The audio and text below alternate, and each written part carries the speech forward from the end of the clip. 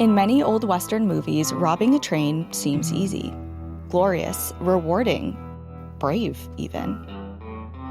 For over 100 years, captivated audiences have watched from their living rooms or local theaters as robbers on screen climb onto the roofs of trains, run across their tops, their cowboy hats perfectly in place, eyes gleaming through the black and white film, before dropping into the locomotive cabin, brandishing their guns, and getting away with bags of money. The robbers grin smugly and tip their hats. They've just made millions. In these movies, the line between villain and hero becomes blurred. The Wild West of train robberies looks like a world where riches and revenge are just sitting around for those brave enough to come and take them. But there is one glaringly obvious thing that allows these stories to be so gleaming, so shiny, and so simple. They are movies, works of fiction. The characters have been designed to be the perfect amount of charming and defiant. Their backstories explained to us so that we can empathize with their character and understand why they would commit a crime like this. In their world, we forgive them. We root for them. In movies, the crimes are penciled into the script and rehearsed, every detail planned out and practiced. A satisfying ending to the story is perfectly engineered before the movie is ever shot. The danger and thrill is artificial, but real crime is far more precarious. Real humans are much messier, and real life is not rehearsed. The choices we make, be they right, wrong, or devastating, are permanent, and they stay with us forever. Welcome to National Park After Dark.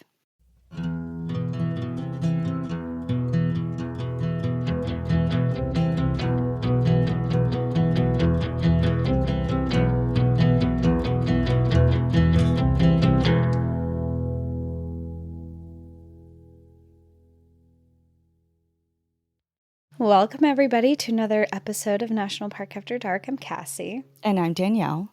And I'm not trying to copy you from last week, but we're doing another train story. And it sounds like a train robbery story. In the Pacific Northwest. In the same story. It's not the same story, I swear to God.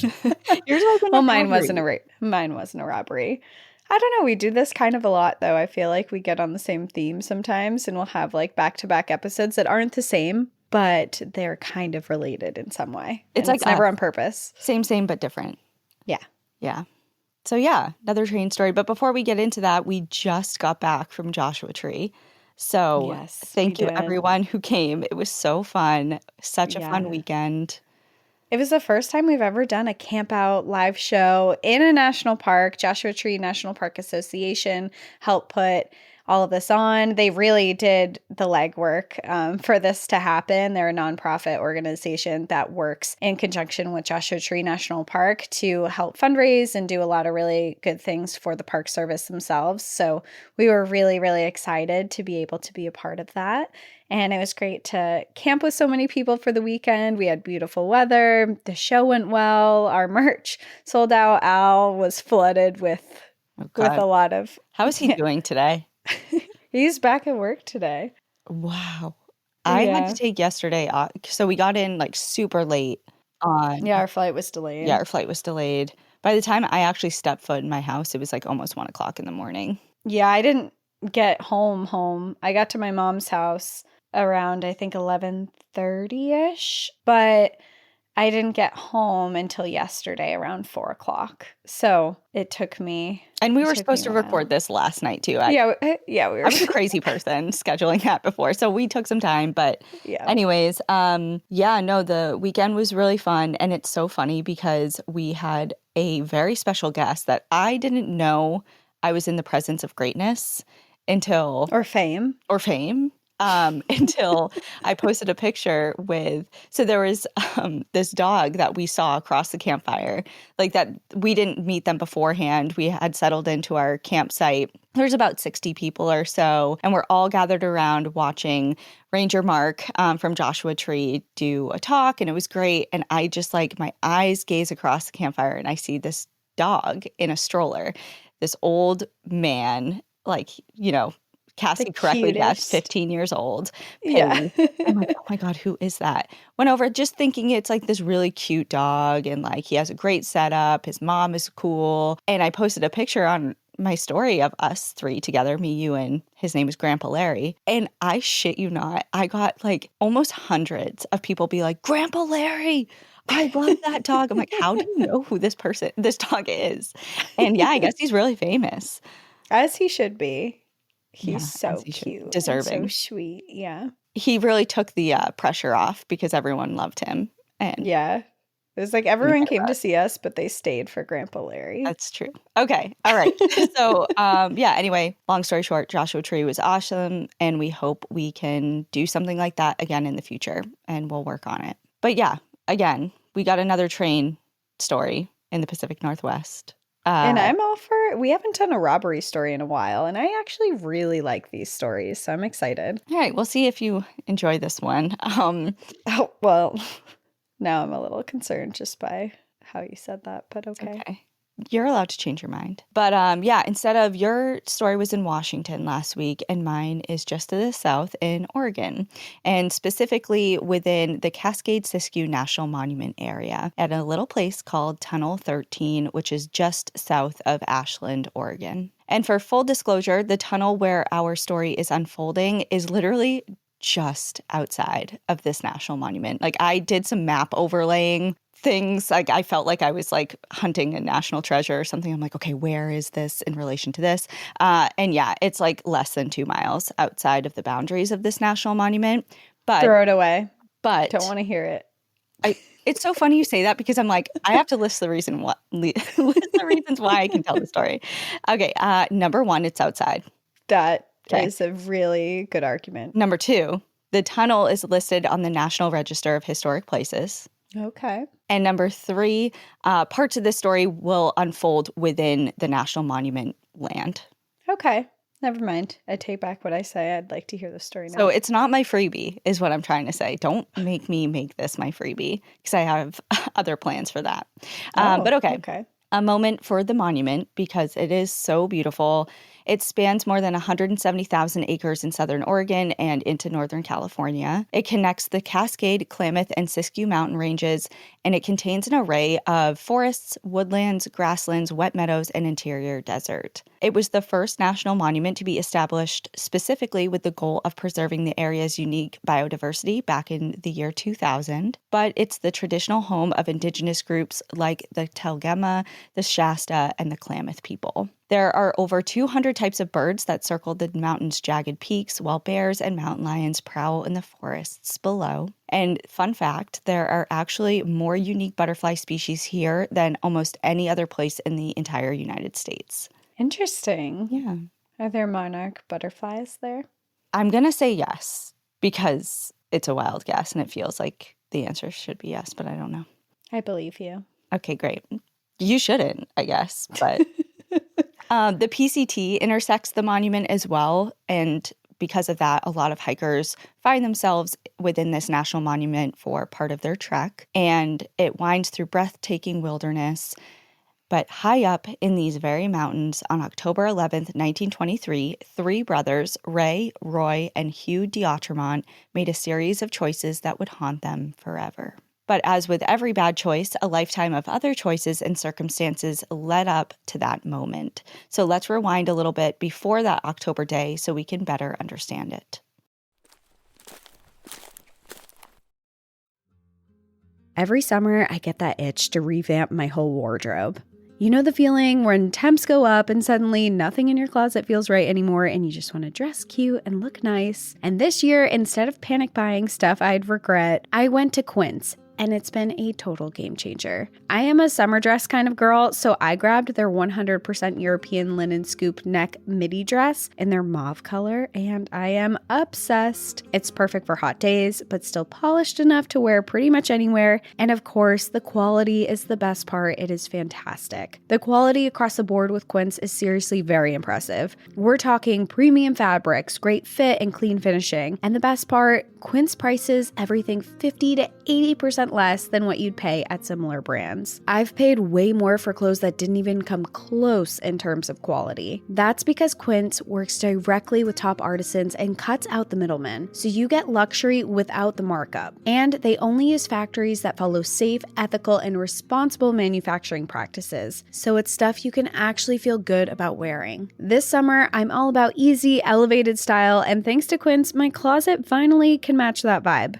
Treat your closet to a little summer glow up with Quince. Go to quince.com/NPAD for free shipping on your order and 365-day returns. That's QUINCE.com/NPAD to get free shipping and 365-day returns. Quince.com/NPAD.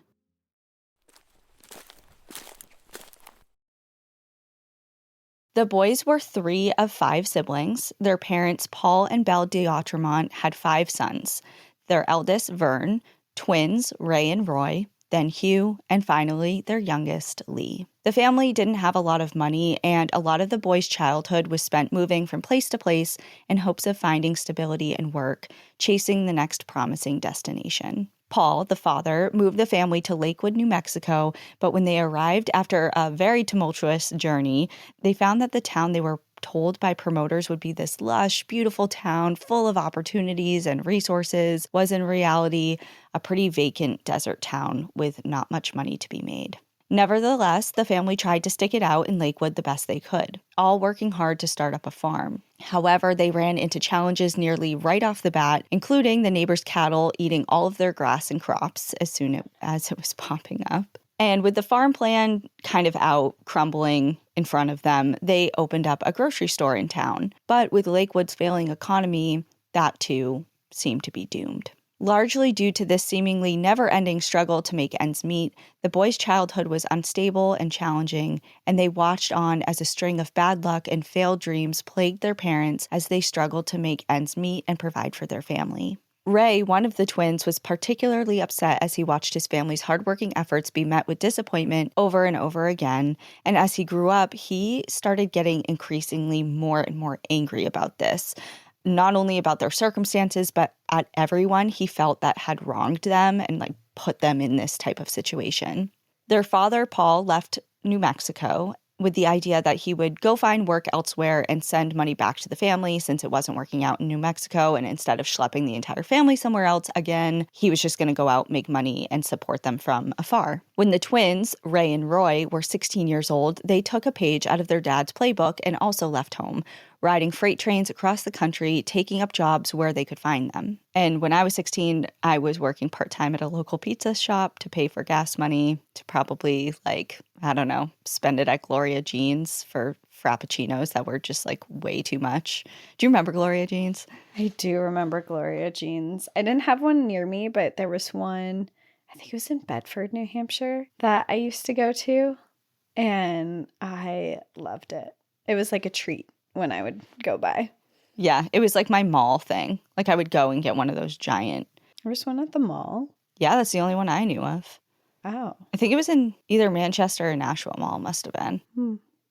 Anyway. I don't remember it there. But yeah, Ray and Roy were trying to provide for their family, not just getting expensive frappuccinos for no reason. So they left home trying to find money to support their mom and their additional siblings. The twins made their way to Oregon and found that their father, Paul, was living with a new woman and, in fact, had never sent any money back for them or the rest of their family back in New Mexico. How dare he, first of all, the audacity. And the boys were crushed. They felt abandoned and cast aside by their dad, and this also fueled Ray's anger about their circumstances, that he was the one that was getting really upset with things as he grew older. Because they're only 16 at this point, yeah. right?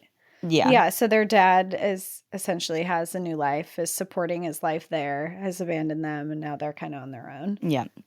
Needless to say, life had not been easy for the brothers, and Ray grew more and more bitter and resentful of the unfortunate hand that they were dealt. When he was 18, he joined the radical international labor union called the Industrial Workers of the World. And the group's ideology centered on getting justice for low-paid members of the workforce who were wronged by the class system in America. So what that group stood for, Ray really felt like found community in, and really felt like, yeah, that's me, and I want to be a part of this. He felt inspired. He felt like he had finally somewhere to channel his anger at his family's fate, and he became a card-carrying member of the Union, which was also known as the Wobblies.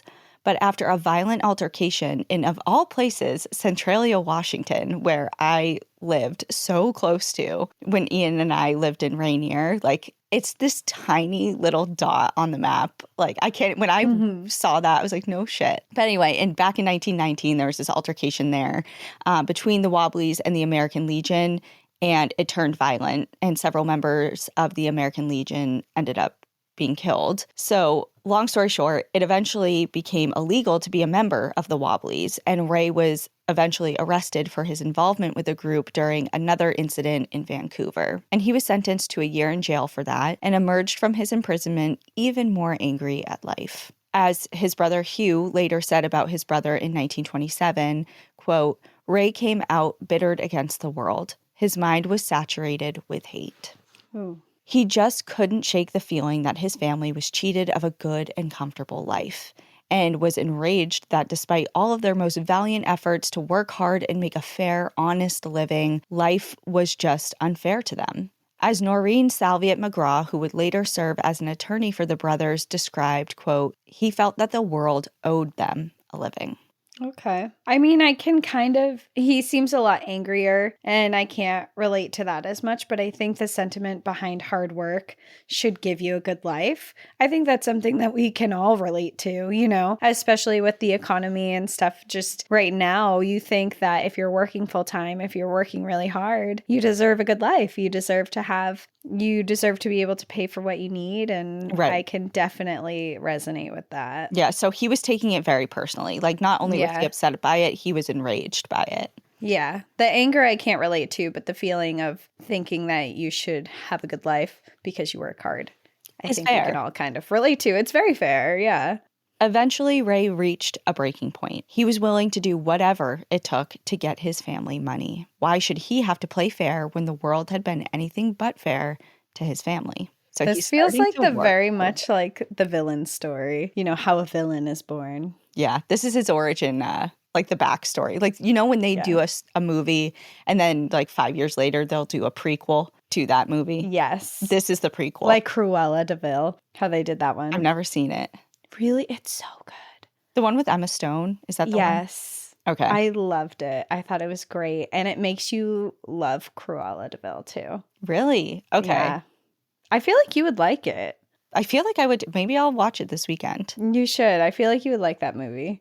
All right. I'll add it to the list. Once that breaking point came, it was pretty clear in Ray's mind that there was a path out. And that path was a life of crime. Of course. Dun, dun, dun. And at the time, in the early 1910s and early 1920s, there was one particular crime that was very prevalent, and that was train robberies. I feel like I was a train robber in a past life. Do you? Yeah. Like Why a woman do you say that? Train robber. I don't know. I just feel like I gravitate to the life of freight trains going across the country. But I feel like I would have been like, I don't know, it was a different life. So I feel like I pretended I was violent, but I wasn't actually violent. And I went on the lam and had a ton of money. Okay. Stored away. Well, maybe I can see the fakeness of it. Like, you have something in your holster that's a gun, but it's actually like a carved piece of soap. No. You're like, it's not loaded. I was thinking it was just not loaded, but you're really, really making me even less intimidating. I mean, it would be a good replica. I'm not saying it would be. A bar of soap would be a good replica to a gun. I don't know, whatever.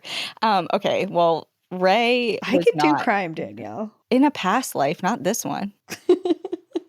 Look at you. It's true. Thank you. Okay. Where am I in this life? Where am I in this life? Okay.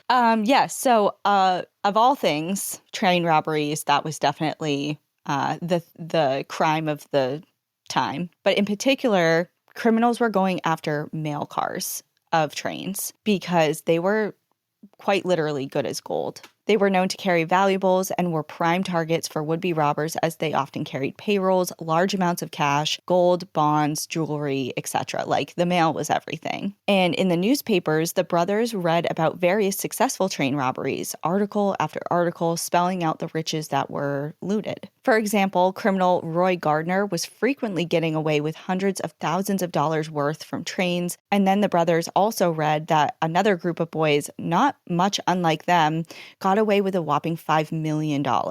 So this is in the headlines. It's something that they're like, this is doable. We can do this. Mm-hmm. Other people are doing it. Now's the time. And with money like that, that's money they could not even fathom. But it wasn't just in the newspapers. In movies and books, the brothers saw characters who came from nothing and through a train robbery or bank heist managed to steal their own golden ticket to the good life. Stories like Jesse James, who tore through the mountains and towns of America with a cowboy hat atop his head and a gun in his hand, robbing banks and trains, taking his fate into his own hands and seeking revenge for how poorly his family was treated, was of course very inspiring to the brothers because they saw themselves within him. And the twins' eyes grew wider and wider with each and every story that they read. They didn't need to become career criminals. This wasn't something that they're like, okay, we need to just reformulate our entire life. They just need their one shot. I just need one. We just need one big hit and we're good. I feel like I could do it once. A train robbery or a robbery of any kind. Of any kind. Of any like kind. A bank. I'm picturing a bank robbery in this day and age. There's no way. There's no way. With cameras on every friggin' in everybody's hand, in every corner, in every building, there's no way.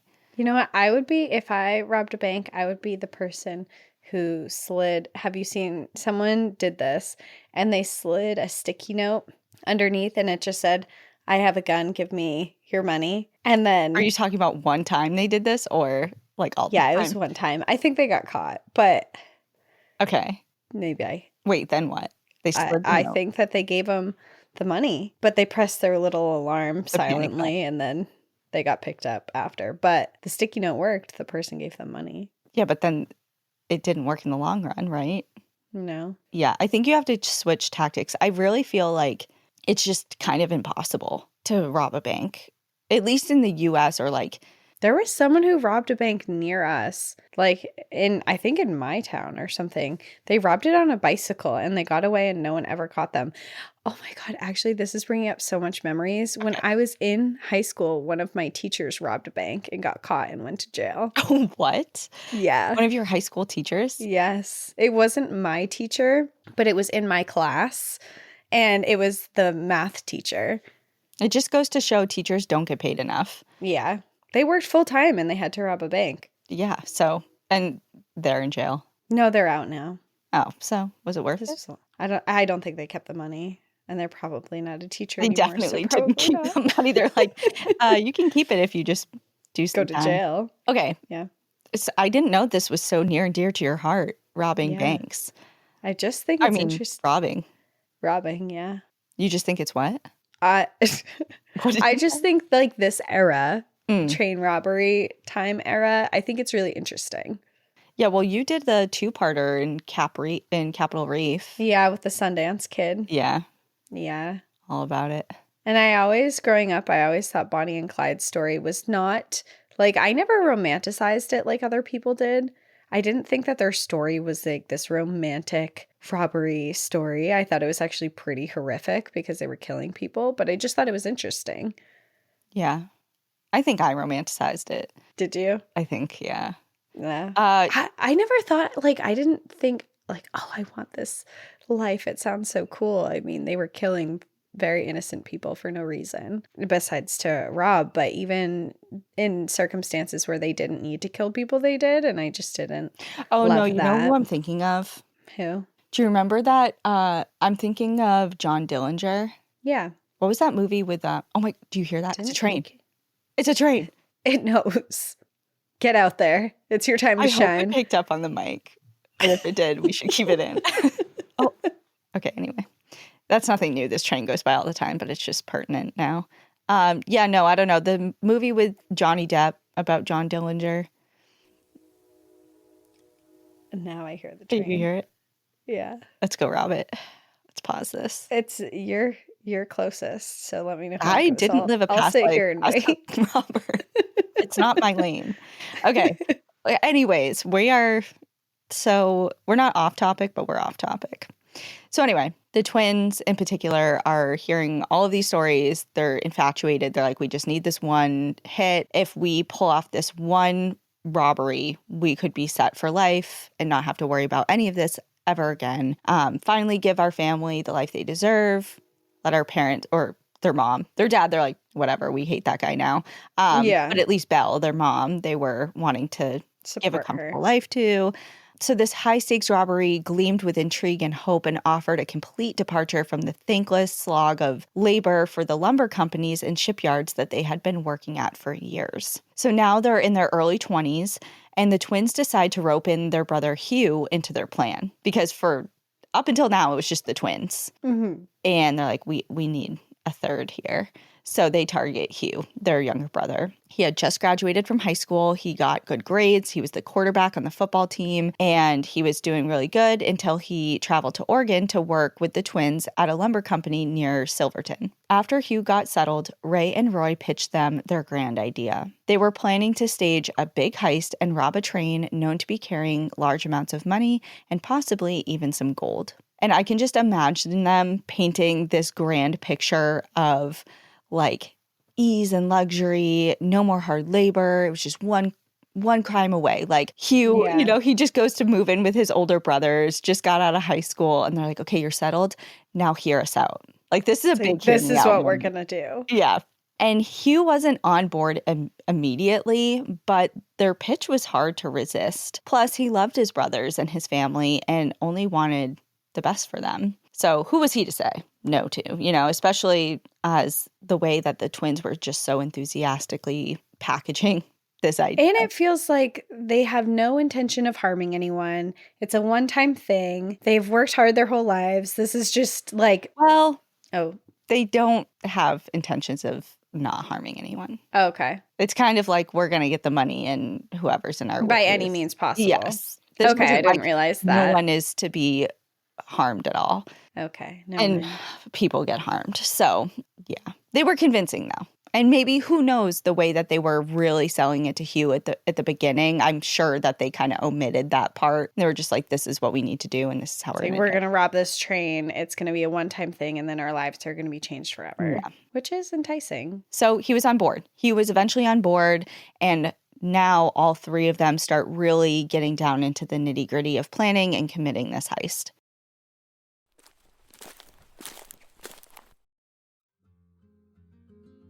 Let's be real. Eating well is harder than it sounds. One week, I'm on top of my meals, feeling great, and the next, it's all takeout and chips on the couch. And then I'm left wondering why I'm dragging and not feeling my best. The thing is, it's not about being perfect, it's about knowing what works for you. That's where Faye Nutrition comes in. Faye connects you with a real registered dietitian, someone who actually knows what they're talking about and can help you figure out how to fuel your body in a way that's sustainable and personal. No fads, no weird cleanses, just real smart support. This podcast is sponsored by Faye. They match you one-on-one with a dedicated dietitian who helps you understand your body's unique needs. Whether you're dealing with low energy, digestive issues, PCOS, food allergies, or you're just trying to figure out how to eat without second-guessing every bite, Faye is here to help. And get this, 95% of people pay $0 for their sessions because all dietitians on Faye take insurance. They'll even check your coverage before you sign up. It's literally never been easier or more affordable to get personalized nutritional help. Dietitians on Faye specialize in over 30 areas, everything from weight loss and sports nutrition to women's health, postpartum, gut health, eating disorders, and more. They've already helped over 100,000 people improve their lives. And honestly, it just feels good to have someone in your corner who actually gets what your body needs. Having a personalized nutritionist used to cost big bucks, but not anymore with Faye. Listeners of National Park After Dark can qualify to see a registered dietitian for as little as $0 by visiting fayenutrition.com/NPAD. That's fayenutrition.com/NPAD. One last time, that's fayenutrition.com/NPAD, and make sure you use our URL so they know that we sent you. So, guided by a combination of the reality of their world and the fantasy they saw in movies, the D'Outremont brothers planned out their crime. After scouting out tracks up and down the West Coast, they eventually found the perfect target: Southern Pacific Railroad's San Francisco Express train that started in Portland and headed south to California. The Siskiyou line was super popular at the time and known for its stunning mountain views. So going down the coast on this train was a grand adventure, and travelers came from far and wide to see the West Coast in this way, through the windows of the Southern Pacific, as it wound its way through the mountain passes and valleys. But the D'Outremont brothers didn't give a crap about any of that. They cared that Train 13, or the Gold Special, as it was called, carried not only sightseeing passengers, but mail, and they carefully planned to rob the train as it entered Tunnel 13 at the Siskiyou summit. So this is Train 13 in Tunnel 13, just so they're two separate things. But maybe 13 was their thing, you know? Yeah, 13's their lucky number, or not so lucky. Not so lucky, yeah. They chose this spot with great intention. Like I said, they had traveled far and wide looking for just the right location and train, and this was it. The tunnel was located high up in a remote part of the mountain. The half-mile-long dark tunnel would offer them even more obscurity, and most importantly, Ray had heard through the grapevine that there was often gold on board this train, Train 13, aka the Gold Special, which would pass right through the tunnel on its route. The brothers knew, after careful observation and study, that the train would crawl up the steep incline leading to the tunnel before slowing down just before entering Tunnel 13 to test its brakes, which was a necessary precaution prior to the sharp descent into Northern California on the other side of the tunnel. And it was in this moment that provided the perfect window of opportunity for them to climb aboard safely, because it slowed down, did a little test, and then went into the dark tunnel. After they climbed aboard safely, they would then command the engineer to pull the train forward and stop it fully inside the tunnel. Next, they'd enter the mail car and force the mail clerk to hand over cash, gold, and any other valuables held on board. And finally, the brothers would make their escape into the mountains, taking off with their newfound riches. Or at least, that was their plan. The trio found a cabin just above the tunnel and used it as a base camp for about a month as they continued to scheme and stockpile supplies like weapons, food, and other basics, but also items they needed for their master plan. They stole dynamite and a detonator from a nearby construction site and planned to use said dynamite as Plan B. They would blast open the door of the mail car if the clerk did not cooperate with their initial demands. They also planned for their grand escape. Initially, they purchased a car to use as a getaway vehicle, but just days before their planned robbery date, one of the brothers got into a head-on collision with a cow on the highway, and it totaled their car. So the brother was fine. He was fine. But the car was ruined. But the car was unusable. So as a plan B, they scouted out an area which was basically like this big hollowed out area of earth underneath a fallen tree that was laying over a ravine, which is about 2 to 3 miles away from the tunnel. It would offer shelter and a hiding spot in case they needed a place to lay low for a while. They stocked it with food, blankets, bandages, backup ammunition, and even some blood-stopping powder, like in case they were to get injured and needed to, stop the bleeding. Mm-hmm. So they were prepping for some shit to go down, some violence to go down at least. They also did a lot of target practice and got to know the woods and terrain near the tunnel and spent days watching the passing trains and studying the various timetables of not only their target train, but others that would be coming along as well. They came to know that the San Francisco Express train would arrive at their pre-chosen location at 12:35 p.m. They had done their research, weeks worth of it, and then on the morning of October 11th, 1923, it was go time. Ray positioned himself on the south side of this tunnel with dynamite, while Roy and Hugh, armed with pistols and a shotgun, hiked over the hill to the north entrance of the tunnel. There, they tucked themselves into the brush and waited for the train to arrive. Just before entering the tunnel, Train 13 slowed down to conduct a brake test, exactly as the brothers knew it would. When the train slowed down, Hugh and Roy emerged from the bushes and hurried towards the train. They waited until the steam engine and first 3 cars passed by before jumping on undetected. Hugh grabbed a ladder rung and managed to pull himself on board quickly, but Roy was struggling. To help, Hugh stuck out one of his legs to help his brother climb aboard, and Roy grabbed onto his leg and managed to pull himself up. Once on board, Roy and Hugh sprung into action. Holding a sawed-off shotgun and a Colt 45, they commanded engineer Sidney Bates and fireman Marvin Seng to pull the train forward through the tunnel. Years later, Roy explained this exact moment, saying, quote, "I told Hugh to give the engineer his orders and I would give the fireman his. The orders we gave were these. Stop your train with the engine cab just clear of the tunnel. If you fail to do so, the fireman will take your place because you will be dead. And I gave the fireman his instructions. If the engineer fails to stop the train with the cab just clear of the tunnel, you are to take his place because he will be dead." And they agreed to it. The engineer acted like he thought it was a joke. He didn't act like he thought it was anything very serious. He could see we were young, just kids, but he carried out the instructions to the letter. So essentially they get these men to do as they're told, and the train is stopped within the tunnel. And now it was time for the most critical part of their plan, entering the mail car. The postal clerk, Alvin Daughtry, had noticed that the train came to a stop. Confused, he stuck his head out to see what was going on because, yeah, they tested the brakes, but they never did this exact, like full stop. Right, exactly. And slowly into the tunnel, stopping in the tunnel, that was not the norm. So he poked his head out to see what was going on, and Ray, having entered the tunnel, fired his gun in Alvin's direction, narrowly missing him as the bullet ricocheted off the door and side of the train car. So he's coming in guns blazing. He didn't even ask. Yeah. He didn't even say anything. Yeah, he just comes in shooting. Stunned, Alvin quickly closed the mail car door and locked himself inside, refusing to comply with the demands of the intruders. It was clear now that the brothers couldn't scare Alvin into cooperating, so it was time for Plan B, and that was the dynamite. The plan was to use 1 or 2 sticks of the dynamite, enough to blast open the door of the mail car, but not enough to destroy its entire contents. But this is where things took a reckless and devastating turn. In the dark tunnel, Roy used not 1, not 2 sticks of dynamite, but all of it, every stick that they had, and they detonated it, and the mail car exploded into flames. And with it, Alvin Daughtry, a trusted railway employee, father, and husband, burned inside the car. Oh my God. This just turned from a train robbery to horrific. And it just gets, it's like, that was like the domino. I feel like that just... And is Roy the one who's super angry, or was it Ray? Ray is the one that is like... Who came in guns blazing. Let me just make sure. It is kind of confusing, huh? Yeah, Roy and Ray. Ray is the one that's has all this like built up angst, and him and Roy are twins, and they were kind of the masterminds, and then they're feeding off of each other a little bit. Yeah, I would say so. And now they're panicking because things are going wrong.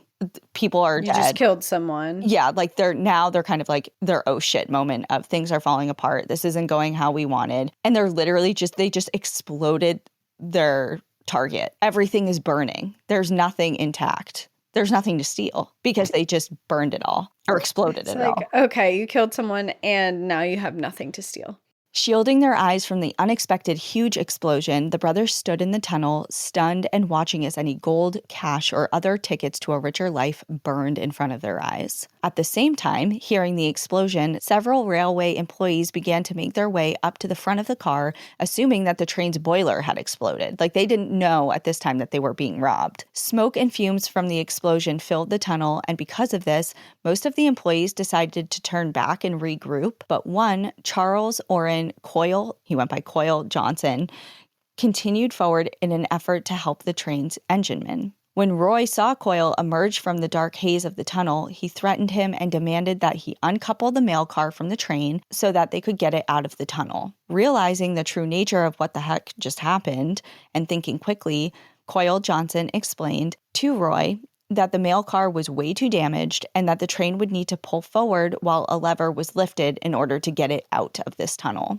With no choice but to believe the brakeman, Roy essentially said, okay, yeah, then that's what we're going to do, and demanded Coyle go up to the front of the train and tell the engineer, Sidney Bates, to pull the train forward. But when Coyle, complying with Roy's demands, walked out of the south end of the tunnel, Ray and Hugh mistakenly assumed that he had just killed Roy because he was coming from the direction where Roy was, and they immediately shot him. But Roy's alive. Yes, but they didn't know that because there's all this confusion. There's smoke. They have no idea what's going on. They're separated right now.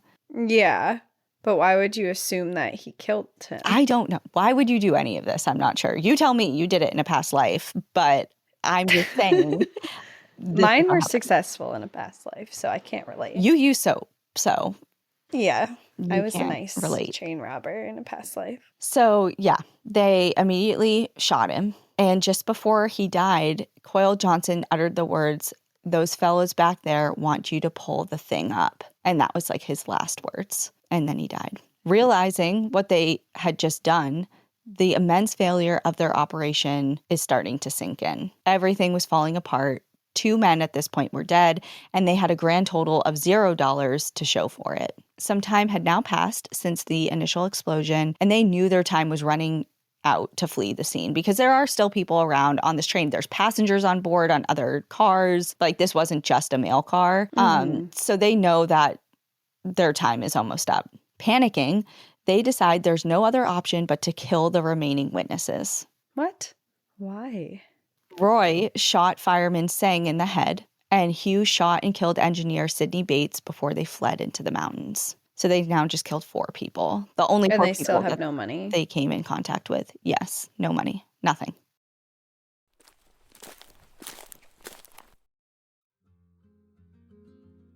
My puppy Ember is in that phase right now. You know, the one where she picks up literally everything off the ground, crumbs, socks, and yes, she's even tried to sneak her head in the toilet more than a few times. She's adorable, but it's also a full-time job. And since I can't control what she's sniffing or licking, I can control what I'm cleaning our home with. That's why I switched to Blue Land.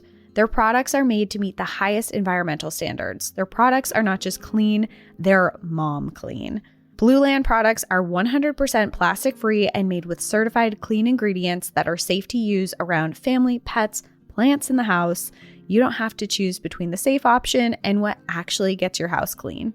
Blue Land is on a mission to make it easier for everyone to make better choices for their families and the planet. Their products are designed to be effective without compromising your health or the environment. And they're proving that hardworking, clean products should be the norm, not the exception. From cleaning sprays to hand soap, toilet bowl cleaner, and laundry tablets, everything is made with certified clean ingredients. And I mean really certified. We're talking EPA Safer Choice, EWG verified, Leaping Bunny certified, USDA bio-based, and they're B Corp. That's a lot of good packed into every tablet. I've been using the toilet tablets and the dishwasher tablets, and they work so well. There's no bleach, no fumes, and I don't worry when Ember is sniffing around the area after I clean. And all of their products are 100% plastic-free and independently tested to perform just as well as the big name brands.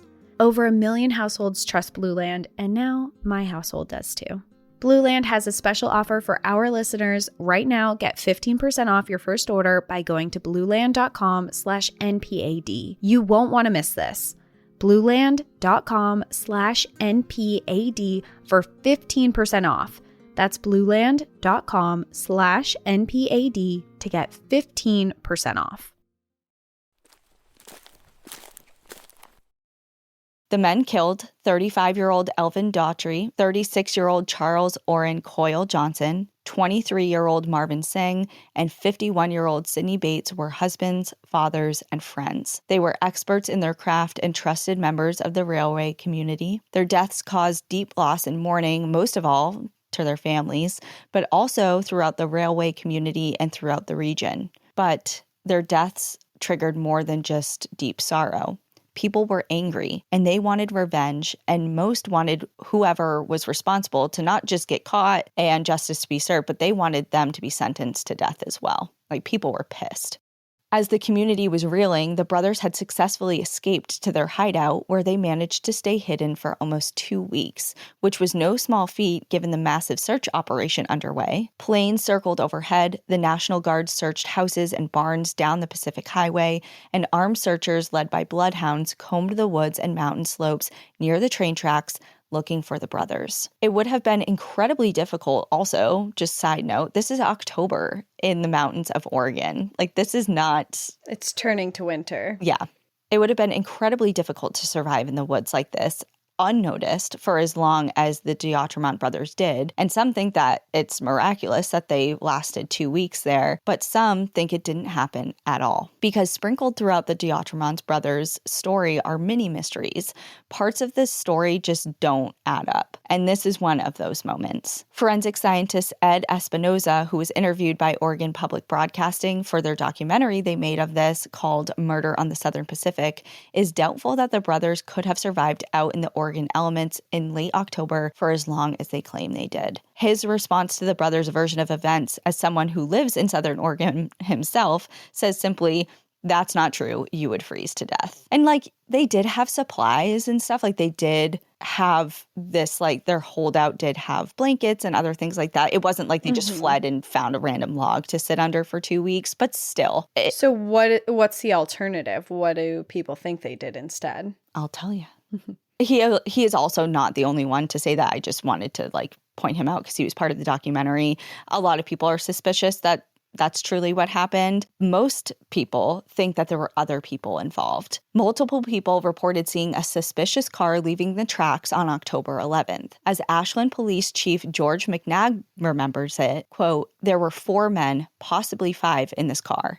I particularly remember that 3 men in the back seat were slouched down." So he thinks, and other people think, because of this and because of other things, that there were other people involved in this. Like, but there was a getaway car. Yeah, but the brothers were the only 3 like on the ground in the train tunnel, and then there was others involved beforehand and after with the planning and getaway.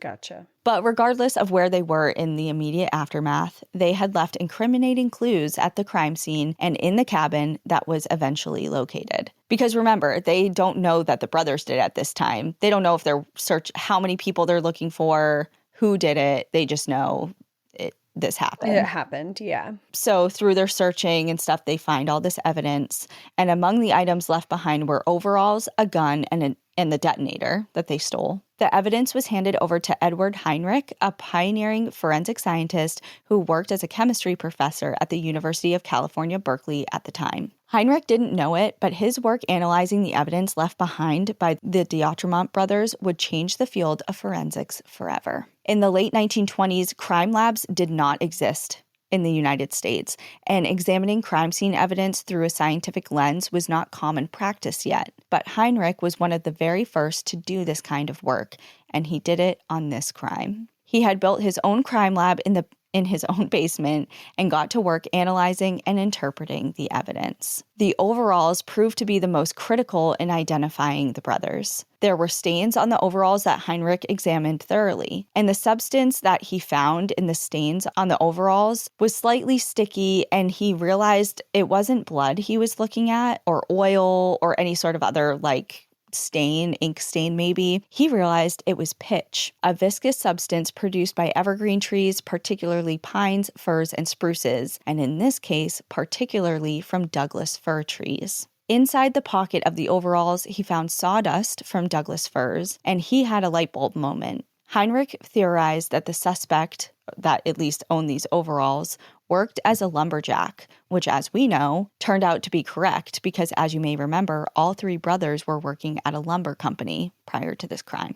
So that's check, check, check. Also, in the pockets of these overalls, he found a crumpled up sales receipt. It was faded and difficult to read, but Heinrich used a technique involving iodine vapor and was able to make out that the receipt had been signed by Roy D'Outremont.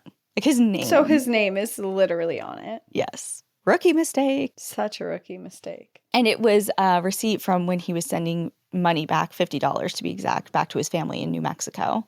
So it's like, he's trying to provide for his family, but like, don't leave your name in your pants when you're robbing a train. I keep forgetting, though, they're also kids. Aren't they 16? They're in their early 20s now. Oh, now they're in their early 20s. Okay. They're young. They're very young. But that's still really young, yeah. But if you're like coming up with this whole plan, they're studying everything. They're like getting the train scheduled. They're doing a lot of I know, they did months of preparation. And then he forgot his name was literally. Then he leaves his pants behind with his name in the pocket. Yeah. Yeah. Why did he leave his pants behind? Those were in the cabin. They're like little like base camp cabin that was nearby. Oh, gotcha. He didn't like take off his pants. He was robbing a train and then just took his pants off. Everyone knows you can't rob a train wearing pants. So, Yeah, that's ridiculous.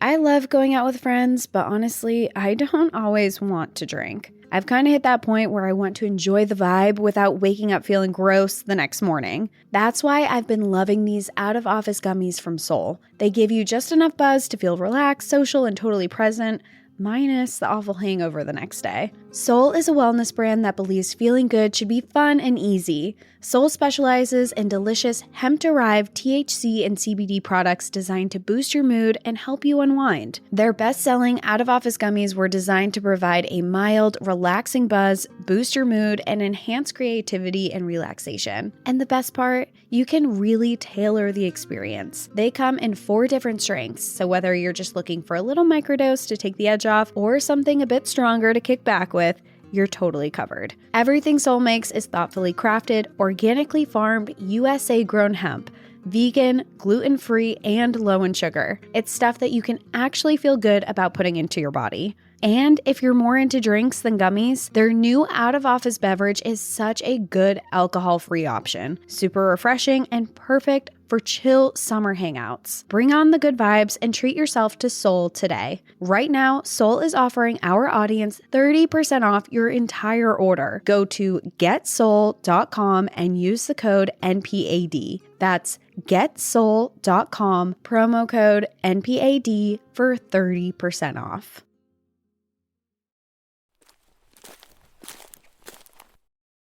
okay, so now Heinrich has a name. Additionally, hair on the overalls linked Roy to the crime scene, and Heinrich was able to connect Ray to the crime through a serial number restoration done on the handgun that was left behind. Oh.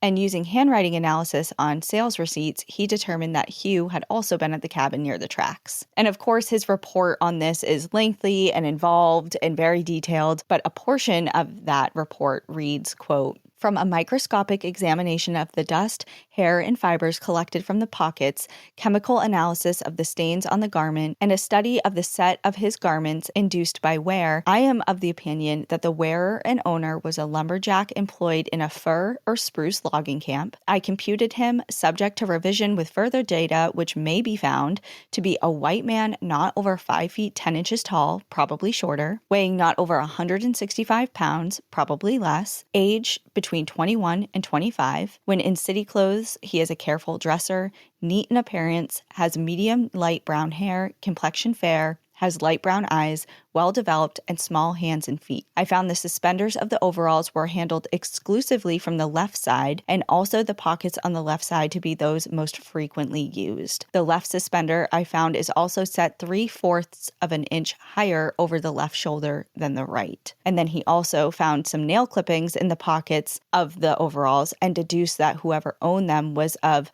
fastidious habits, meaning that they were very likely attentive and concerned about accuracy and detail. So That's a very detailed report, like profiling of a person. Right. And especially this was very new at this time. Yeah. So law enforcement was completely baffled at this level of accuracy and detail found within Heinrich's report. But they're like, all right, like, If you say so. let's go.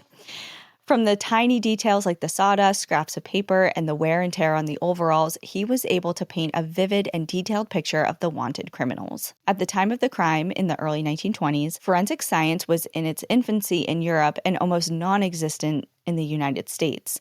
Until now. Heinrich went on to be known as the Edison of crime detection and the Wizard of Berkeley. His techniques are still used in forensics today, and his work on this case helped establish forensic science as a legitimate discipline and led to the founding of America's first crime lab in Los Angeles that same year. Wow. Very impressive. So this case is like the start of like a lot in the forensics world, which is really interesting. And one of the main reasons I wanted to cover it, because I think it's really interesting. Even though Edward Heinrich managed to identify the D'Outremont brothers within days, they would remain missing for almost 4 years. Wow. Somehow, the brothers managed to escape from the woods unseen, and they made a run for it. They hiked their way south, barely surviving through stretches of extreme hunger and cold. Eventually, they decided to split up. Hugh enlisted in the army, and Ray and Roy, after bouncing around and living in a few different places, they both ended up in Ohio.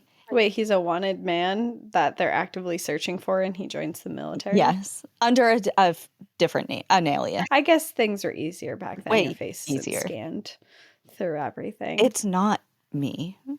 It's, I don't know, I list his name later where he actually goes. He enlists under another name, but okay. yeah. Hiding in plain sight type of thing, I think maybe was his tactic. But the twins, they end up in Ohio.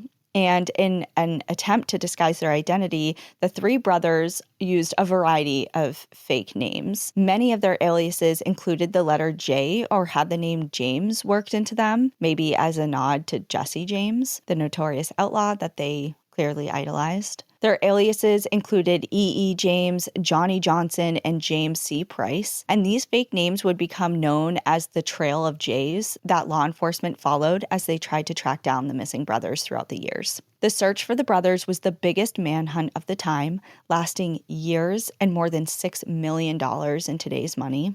Wow. 2.5 million wanted posters translated in 5 different languages with the d'Autremont's brothers' names and faces were plastered all over the world, not just throughout the country. And these weren't basic wanted posters either with like a basic police sketch or a handful of vague sentences, because remember, they know who they are and they did their research into them. So these were detailed. They had 6 photos. So one poster had 6 photos of the brothers, their full names and descriptions of each brother, some of their known aliases, handwriting specimens from each of the brothers, and a description of their crimes, and which clearly was murder. Like, and they didn't really outline like they went into a train car and blew up a mail car. They're like they're wanted for murder, and there was rewards, large rewards, upwards of $14,000 for information in their capture. The boys were constantly surrounded by people looking for them and talking about them, sometimes right to their faces. One time early on in the search, a man Ray was staying with strapped on a gun and went out to look for the elusive d'Autremont brothers every night. Well, the man he was looking for was literally right in his house. Was his roommate. Yeah. That's embarrassing. Ray was like, yeah, go get him. Hope you find him. Yeah, good luck out there. I bet you'll get him tonight. Ray ultimately decided a name change alone wasn't going to cut it because it was clear that people weren't forgetting about this and it was everywhere. So he bleached his hair blonde and convinced a dentist to pull out one of his front teeth, claiming that it was painful and needed to be removed. Ooh. At the time, Ray was living under the name Elmer Goodwin, and Roy was going by Clarence Goodwin. Ray, or Elmer, met and married a young woman named Hazel in Ohio. They got married and had a son, and this is another one of those moments that just doesn't fully add up to this story because with a massive search operation underway and the brothers' names and faces known throughout the country, you just gotta wonder like how Hazel did not see those wanted posters and recognize this person that she's grown to love. Her husband. Right. It's like, okay, yeah, your hair is bleach blonde and you are missing a tooth, but you're still that person. Like you still look like that. Yeah. So that's just kind of like a question mark surrounding that. But maybe she liked the outlaw life. Maybe she was just blinded by love. Like you're not going to just That's assume that this person that you love and care about is a wanted criminal. Like, especially a murderer. I think you would just ignore that maybe subconsciously. Like that can't be true. This is Elmer. It's like the beginning of ignoring red flags. Yeah.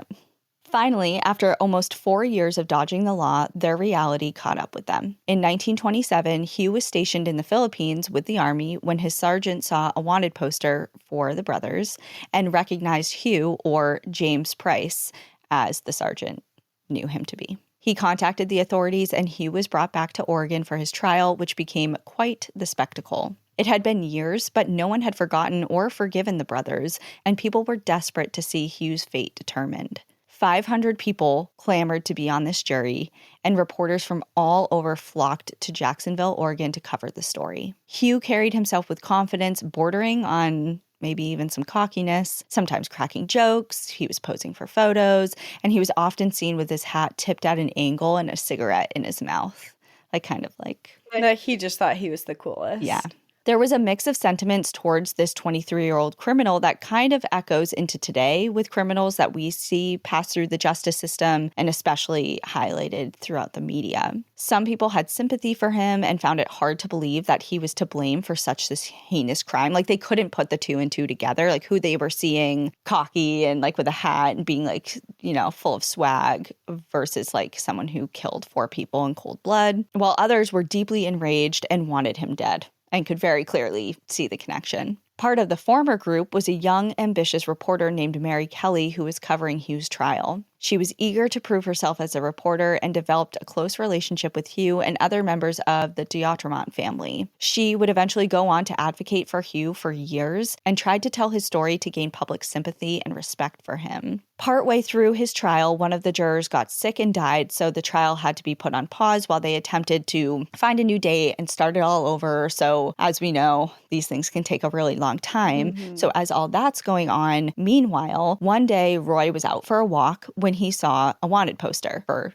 him. And clearly this is not uncommon. He's used to seeing them all over the place. But this time something was different about this poster. Hugh was missing from it. So he rushed back to tell Ray about this troubling development, and the twins assumed correctly that this meant Hugh had been found and apprehended. They knew that their time was once again running out and began discussing a possible escape, and this time to Mexico. But they never had the chance. The authorities received a tip from a man who used to work with the twins that he suspected Elmer and Clarence Goodwin, because now they're still together. Yeah. And they're like, they didn't separate, and they're clearly probably twins. They are twins, and they're marketing themselves as brothers, Elmer and Clarence Goodwin. They're still living like, you know, it's just like, you got... Like, they haven't veered too far from their actual identities. Yeah. So this guy is like, okay, I'm starting to pick up that Elmer and Clarence are really probably Ray and Roy. And not wanting to give the twins another chance to disappear again, the authorities staged a trap. They posted flyers advertising higher paying jobs in their area, which they thought might catch the twins' attention because, of course, they're always after money. Sneaky.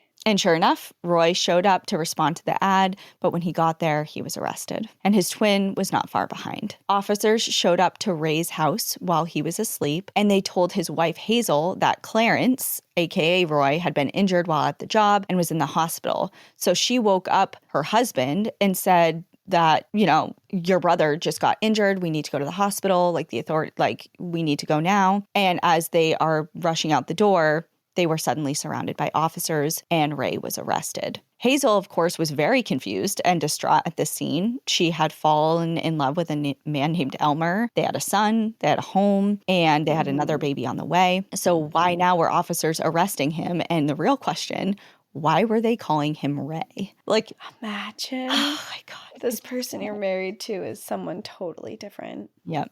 When she arrived at the jail to say goodbye to the man that she thought she knew through and through, they had a very gut-wrenching parting. She held up their son so he could see Ray, but the young boy that they had named Jackie Hugh started to cry when he realized that the bar separated him from his father. And Ray later described that moment saying, quote, "I was choked up with emotion. My soul sank to zero." Ray wrote a love note to her on the back of his mugshot. So cute. Romantic. Despite the snag in this relationship, I don't know how else to describe it. It's a snag. I was waiting. I was like hovering over my computer, like bump in the road. Like it's an obstacle. It's a snag. But despite this, their relationship would stay strong, and they were together for another 25 years. So maybe she did kind of know. I don't know if she knew or if she was just like so in love that when she found out it didn't matter. It's like, well, that person, I don't know that person. I know Elmer, and I know this version of you, and I love this version of you. I don't know. I'm not trying to make excuses. I'm just trying to. Well, and she's pregnant. That makes things so much harder too. He's also going to jail. Like, you could be like, all right, bye. Well, you can't because it's also the 20s and women were not set up for success then. Anyway, either way, it seems like no matter what, he was obviously deceptive. He lied a lot, but it seems like his love for Hazel and the family that he created with her was real. So there's that.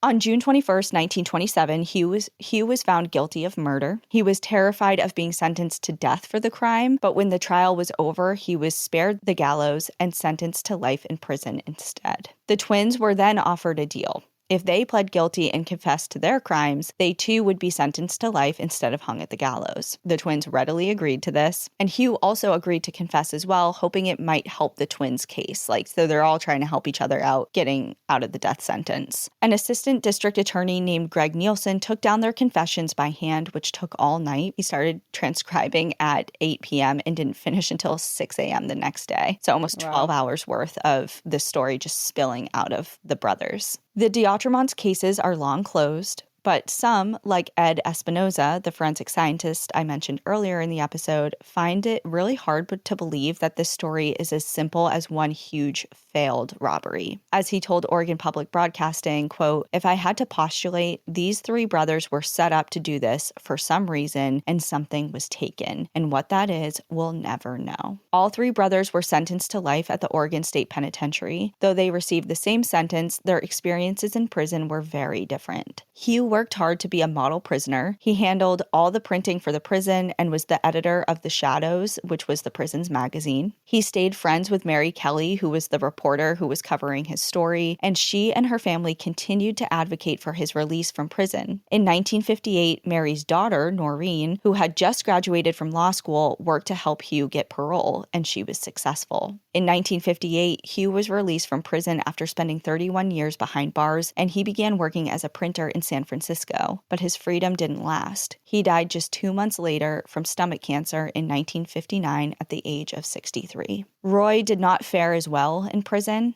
His mental health grew worse and worse, and eventually he grew violent. He was moved to Oregon State Mental Hospital and was diagnosed with schizophrenia. And coincidentally, he had actually worked at that exact mental hospital when he was a young man, and now he found himself as a patient there. In 1950, he received a prefrontal lobotomy, which caused his cognition to decline even further. Rough. Whoa. Very rough. He was eventually granted parole and was moved into a nursing home where he died that same year in 1983 at the age of 83. So he had a very rough go of it. While Ray was in prison, he spent a lot of time painting, reading, and learning languages. He was released on parole in 1961 and got a job as a custodian at the University of Oregon. After being interviewed for a documentary on the crime and his life, Ray said, quote, "After all these years of trying to forget the crimes of the past, those of others as well as those of myself, it seems unreal to me. I find it difficult to believe it was my doing. I'm a man of 73. The man who did this, according to the story, was 23, so they can't have been too much alike." He taught classes on painting and Spanish to senior citizens, spent most of his time painting, and tried to find ways to make the rest of his years meaningful by giving back to society in some way. Public sentiment towards Ray shifted, and in 1972, Governor Tom McCall commuted Ray's sentence, and he ended up dying in 1984 at the age of 84. The crime that the D'Autremont brothers committed on October 11th, 1923 is often regarded with the name as, quote, "the last great American train robbery." But this name is obviously inaccurate. It wasn't great. They completely failed to steal anything and ended their lives of 4 innocent people who were just trying to do their job. What it was, to them at least, was a holdup. And that phrase feels a lot more fitting to the effect this crime had, not only on the brothers, but on the victims and their families and the railway community as a whole. The brothers thought that this would be an event where their lives would finally begin, but really the rest of their lives would be held up by that fateful period of violence in the Siskiyou Mountains. It also marked the beginning of the end for the era of train robberies, but also is considered to represent the birth of American criminal forensics, like we talked about. Heinrich's work on the case led to the establishment of the first forensic crime lab in LA in 1923, which was later that same year. And I didn't say it before, but it was actually founded by the director of the LAPD, and that person was a former student of Heinrich's. So it's kind of interesting. Yeah, full circle moment. It was also by far the largest and most expensive criminal investigation in U.S. history at the time, and today remains one of Oregon's largest as well. The victims, Charles Orrin Coyle Johnson, is buried in Medford, Oregon's Independent Order of Oddfellows Eastwood Cemetery. Marvin Benjamin Singh is buried in Dunsmuir, California. Elvin Daughtry is buried in Reno, Nevada. And Sidney Bates is buried at Sunset View Masonic Cemetery in El Cerrito, California. The D'Autremont brothers are buried side by side by side at Bellcrest Memorial Park in Salem, Oregon, alongside their mother, Belle. For years after the incident, the crime was retold in songs, films, and various publications and has been cemented in Pacific Northwest history. Just the same, memorial wreaths have been placed at the tunnel in remembrance of the 4 victims, and that has been done for decades. Over 50 years after that October morning in 1923, Ray revisited the scene of the crime and reflected back on that day with regret while being filmed for a documentary. Wondering aloud, quote, "It makes you wonder what the hell we were thinking." In 2023, as part of the 100th anniversary of the tragedy, the U.S. Postal Service offered a special postmark cancellation stamp, which are those stamps that are used as marks on letters to indicate that a stamp had been used, you know, like the stamp over a stamp on letters. So they issued this special one in commemoration of this, specifically in Ashland at the Ashland Post Office. And its image was a train coming out of a tunnel, and it was created by a retired postal inspector named Dan Mihalko. And he was a self-proclaimed history buff who had always been enthralled with the D'Outremont story, and he was part of the Postal Service and stuff. So it was really cool. I looked up a picture of it and I'll post it. Very cool. And lastly, and most importantly, and this is a little different from all of our other episodes, don't even think of going here. Do not go to Tunnel 13. Okay. Why? Tell us. Okay, so it's on private property, number 1. And number 2, it's still an active railroad line. So it's not open to the public. You're going to get hit by a train. Yeah. And as we said, don't fuck with trains. We've said that. Yeah. We have said that multiple times now. So yeah, don't go there. It's not open to the public for general access or hiking, even though there are several hiking trails around it. The PCT is really close by. Can you see it from afar? You can see it from afar. Like there's people that, you know, go in that area, but it's like the tunnel itself. I just want to make it so clear, like we are not saying go there, but there are on YouTube, there are so many videos of people being like, if I was to go here, if I knew how to get here, this is how I'd get here. And they do it. And they're just like, if I was here, this is what I would do. And like, it's like, you're very clearly there and it has your name associated with, I don't know. In your picture. It's like, at least in a video of you there. Wear a ski mask or something and like, don't post it to your YouTube channel. But anyway, yeah, it's not a thing you should do, but it is cool. I just think of like that Ted Lasso meme. Do you know the one? With the girl, it's like it's Ted Lasso and like another anchor woman at a news desk. And she's like, now obviously don't go and do that. And then Ted Lasso comes in and he's like, no, you do whatever you like. Live. Yes. Don't anything of the sort.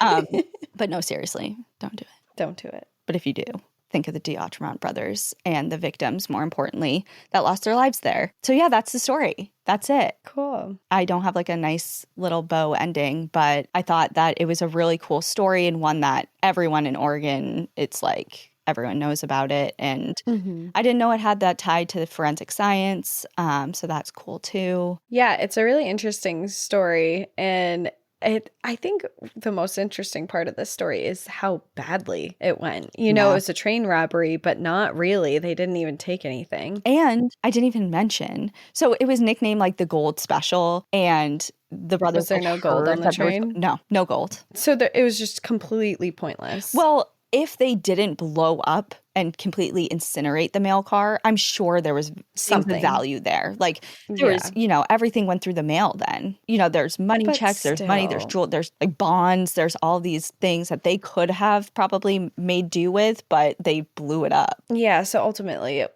ended up, they got nothing. They killed people for no reason. And not that there was a reason before in a robbery, but they literally came out with nothing. Yeah. And then the stress of living your life after that and being on the run, even under the radar. 4 years or whatever, I could never do it. How do you not slip up or be like, and then you're just surrounded by wanted posters with your all the time. Your roommate is looking for you. Yeah. I don't know. Yeah, it seemed like a very hard life. And even though justice wasn't served for a while, it seems like they were never living great. Yeah, I would say I agree with that for sure. They paid the price in other ways. I mean, a lobotomy is rough. Yeah, a lobotomy is pretty rough. But yeah, so that's the story of the D'Outremont brothers and Tunnel 13. And that's perfect because I got to go because my camera just died. Perfect. Well, thank you so much for sharing this story. We will see you all next time. In the meantime, enjoy the view. But watch your back. Bye, everyone. Bye. Thank you for joining us again this week. If you love National Park After Dark and want to hear exclusive bonus stories, join us on Patreon or Apple subscriptions. Patreon subscribers have access to our National Park After Dark book club, live streams, Discord, and much more. If you prefer to watch our episodes, video episodes are now available on YouTube. If you're enjoying the show, please take a moment to rate, review, and subscribe on your favorite listening platform. And to follow along with all our adventures, you can find us on Instagram, Facebook, TikTok, and X at National Park After Dark.